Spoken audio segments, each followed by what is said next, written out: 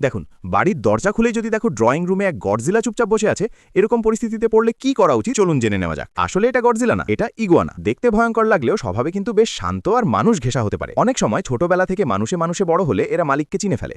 24 ঘন্টা গায়ে ঝুলে থাকতে চায় এমন না হলেও নিজের মতো করে কাছে থাকতে পছন্দ করে। তবে একটা পার্থক্য আছে, কুকুর বিড়ালের মতো বারবার আদর করা এরা পছন্দ করে না, বরং দূর থেকে নিরাপদ পরিবেশে শান্তভাবে থাকতে ভালোবাসে। একটু শব্দ হলেই চমকে উঠতে পারে, কারণ এদের স্বভাব একটু ভীতু। এদের একটা দারুণ ক্ষমতাও আছে, মুখের ভেতরে ওপরের অংশে থাকে একটি বিশেষ সংবেদনশীল অঙ্গ, জেকবসেনস অর্গান বা ভোমেরোন্যাজাল অর্গান। এই অঙ্গের সাহায্যে বাতাসের গন্ধ ও আর্দ্রতার সূক্ষ্ম পরিবর্তন ধরতে পারে, ফলে আশেপাশে পানি বা আর্দ্র পরিবেশ থাকলে খুব দ্রুত টের পায়। বাইরে গেলে তাই এরা একদম অন্য রূপ নেয়, অনেক বেশি সক্রিয় আর চঞ্চল হয়ে যায়। বিশেষ করে আর্দ্রতা টের পেলে দ্রুত সেই দিকে এগোয়। এজন্য অনেক মালিক বাইরে নিয়ে গেলে নিরাপত্তার জন্য লিশ ব্যবহার করেন। আর যদি হঠাৎ বাড়িতে খুঁজে না পাও, তাহলে সম্ভবত বাথরুম বা পানির কাছাকাছি কোথাও আশ্রয় নিয়েছে। দেখতে ডাইনোসরের মতো হলেও প্রতিটা প্রাণীরই নিজস্ব স্বভাব আর চাহিদা আছে।